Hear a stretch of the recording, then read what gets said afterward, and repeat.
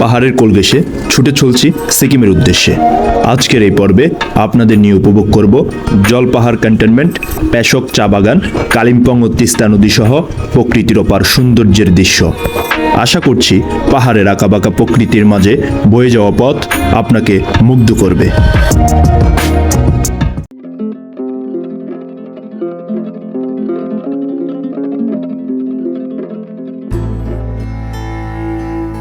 আসসালামু আলাইকুম প্রিয় বন্ধুরা, গত পর্বে আপনাদের দেখিয়েছি দার্জিলিং থেকে গাড়ি রিজার্ভ করে সিকিমের উদ্দেশ্যে রওনা দিয়েছি। আমাদের এবারের দার্জিলিং থেকে সিকিমে যাওয়ার গাড়ি হচ্ছে টয়োটা ইনোভা, যা আমাদের 4 জনের ভ্রমণের জন্য খুবই আরামদায়ক ছিল।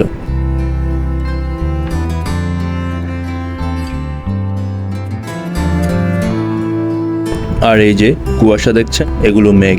প্রচণ্ড ঠান্ডা লাগছে, হাত মুখ ঠান্ডায় জবুথুবু হয়ে গিয়েছে, বাইরে রাখাটাই দুষ্কর হয়ে যাচ্ছে। আর আরেকটা বিষয় বলে রাখি, দার্জিলিং থেকে সিকিম যাওয়ার এই রাস্তাটির প্রশস্ততা খুবই কম, যার কারণে কিছুক্ষণ পর পর জ্যাম দেখা দেয়।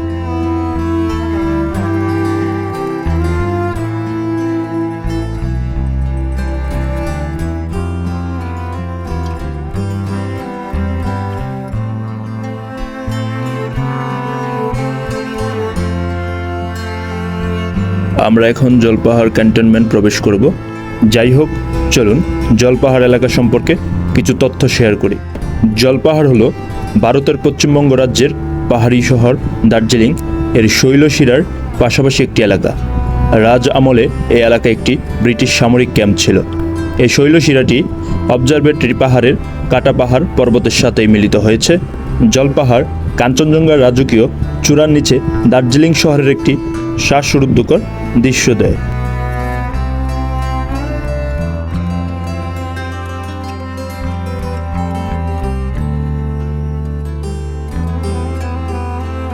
পাহাড়ের আঁকাবাঁকা রাস্তা দিয়ে মনে হচ্ছে আমরা এক অন্য দার্জিলিং প্রবেশ করছি।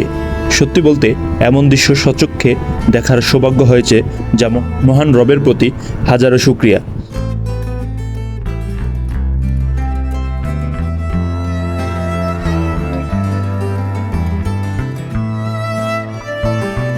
আমরা যেহেতু দুপুরে এখনো কিছু খাইনি, তাই এখানে নেমে কিছু খাবার নিয়েছি, যা অনেকটা পথ এগুতে শক্তি দিবে। যাই হোক, আমরা এখন আছি 6 মাইল বাজার, প্যাশক রোড। দার্জিলিং থেকে আনুমানিক 20 থেকে 25 কিলোমিটার দূর। সামনেই এখানকার অন্যতম দর্শনীয় স্থান প্যাশক চা বাগান। আমরা এখন রওনা দিয়েছি প্যাশক চা বাগানের উদ্দেশ্যে, যা সিকিম যাওয়ার পথেই পড়বে। আমরা চেষ্টা করব অন্তত কিছুটা সময় প্যাশক চা বাগানে কাটানোর জন্য।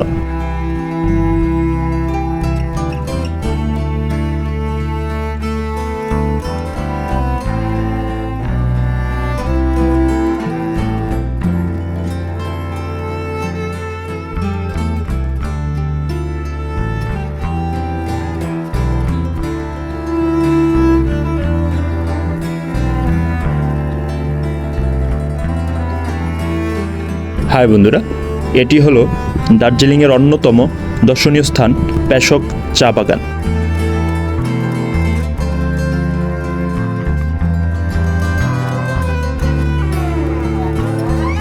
প্যাশক চা বাগান হলো ভারতের পশ্চিমবঙ্গ রাজ্যের দার্জিলিং সদর রংলিউড সিডি ব্লকের একটি গ্রাম। প্যাশক চা বাগানের চারপাশ তিস্তা বাজার। তিস্তা বাজার থেকে মাত্র 15 মিনিট দূরে সমুদ্রপৃষ্ঠ থেকে 4500 ফুট উচ্চতায় অবস্থিত। এটি দার্জিলিং থেকে প্যাশকের দূরত্ব আনুমানিক 25 কিলোমিটার। ভারতের 2011 সালের আদমশুমারি অনুযায়ী চা বাগানের মোট জনসংখ্যা ছিল 4200 জন এবং প্যাশক চা বাগানের মোট শিক্ষিত লোকের সংখ্যা ছিল 2817 জনের মতো।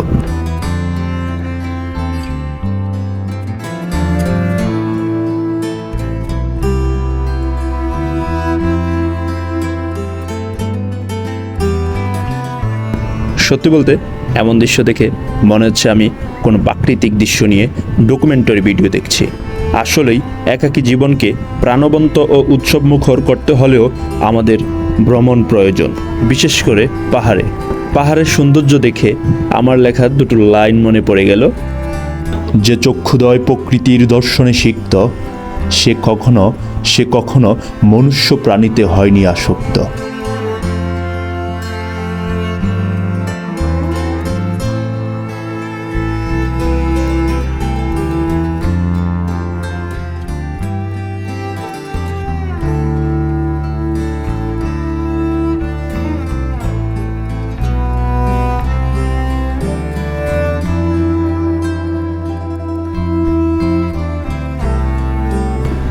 আবার জেমে পড়ে গেলাম।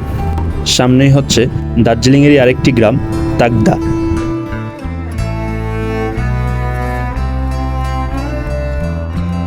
তাকদা ক্যান্টনমেন্ট হলো ভারতের পশ্চিমবঙ্গের দার্জিলিং জেলার দার্জিলিং সদরের আওতায় একটি পাড়া।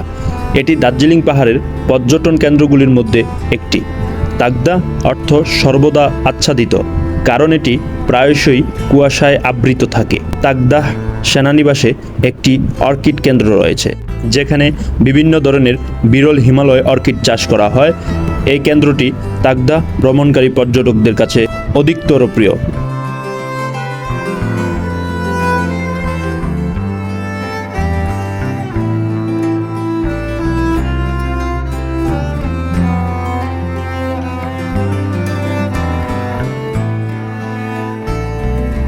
আমরা তাকদা ছেড়ে চলে আসছি অনেকটা দূরে।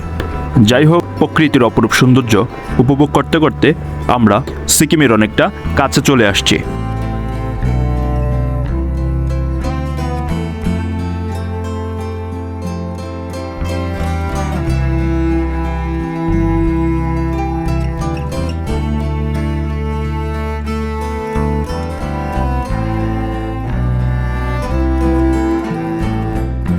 প্রিয় বন্ধুরা, এতক্ষণে আমরা সবুজ বনাঞ্চল ফেলে রেখে এখন আমরা পাতাবিহীন লালচে গাছপালার কাছে চলে আসছি, যা একটা অন্যরকম সৌন্দর্য উপস্থাপন করছে প্রকৃতি আমাদের কাছে।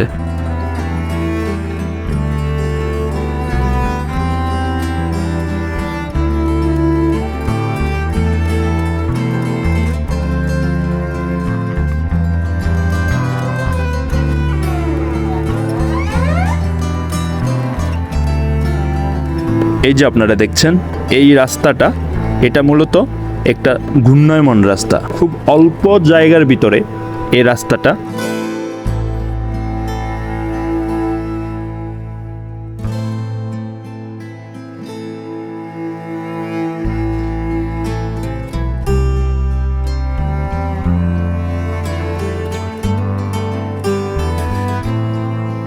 খুবই বিপজ্জনক এই রাস্তাটা। এই রাস্তার পাশেই কিন্তু তিস্তা নদী। আমরা কিছুক্ষণ পরেই তিস্তা নদী পার হয়ে আমরা কালিম্পং প্রবেশ করব।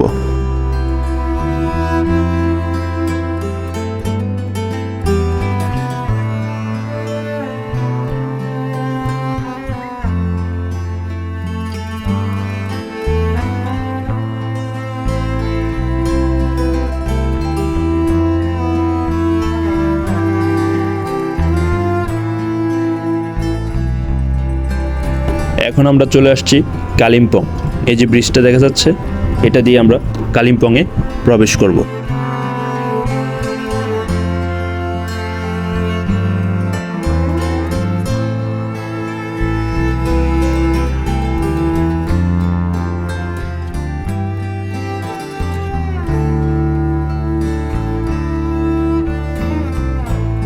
চলুন কালিম্পং সম্পর্কে কিছু তথ্য আপনাদের সাথে শেয়ার করি। কালিম্পং ভারতের পশ্চিমবঙ্গ রাজ্যের শৈল শহর, নিম্ন হিমালয়ে অবস্থিত, গড় উচ্চতা 1250 মিটার।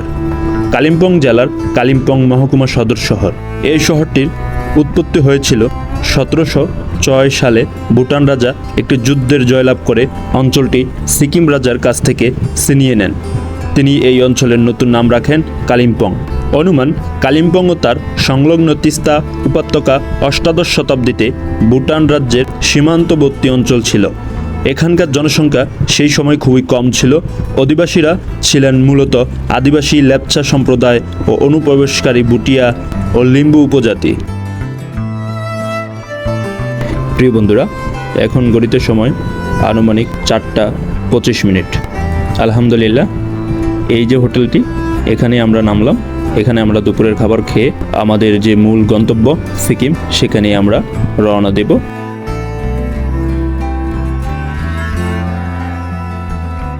হাই বন্ধুরা, আমরা এখন খাবার টাবার খেয়ে পুনরায় গাড়িতে উঠলাম।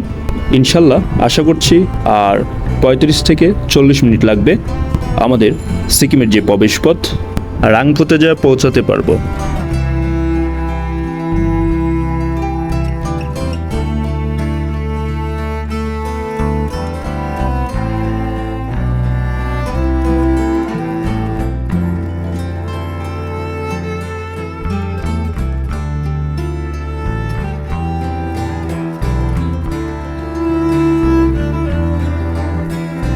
প্রিয় বন্ধুরা, এই যে আপনারা দেখতে পাচ্ছেন, এটি হচ্ছে মূলত তিস্তা নদী। আজকে স্বচক্ষে তিস্তা নদী দেখে খুবই ভালো লাগছে। চলুন তিস্তা নদী সম্পর্কে কিছু তথ্য শেয়ার করি। তিস্তা নদী হলো একটি 414 কিলোমিটার দীর্ঘ নদী, যা পূর্ব হিমালয়ের পাহুন্ড্রি পর্বতে উঠে ভারতের সিকিম ও পশ্চিমবঙ্গ রাজ্যের মধ্য দিয়ে প্রবাহিত হয়ে এবং পরবর্তীকালে রংপুর বিভাগের মধ্য দিয়ে বাংলাদেশে প্রবেশ করে। এটি আনুমানিক 12,540 কিলোমিটার একটি এলাকা নিষ্কাশন করে। তিস্তা সিকিমের বৃহত্তম নদী এবং গঙ্গার পরে পশ্চিমবঙ্গের দ্বিতীয় বৃহত্তম নদী। তিস্তা নদীকে সিকিম ও উত্তরবঙ্গের জীবনরেখাও বলা হয়।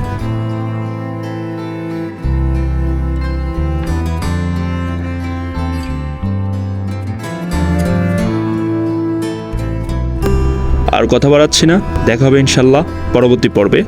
ততক্ষণে সাথেই থাকুন। আর যদি চ্যানেলটি সাবস্ক্রাইব না করেন, দয়া করে সাবস্ক্রাইব করবেন এবং পাশে থাকা বেল আইকনটি ক্লিক করে নেবেন, যা পরবর্তী ভিডিও পেতে সহায়তা করবে। ভালো থাকুন, সুস্থ থাকুন। আসসালামু আলাইকুম।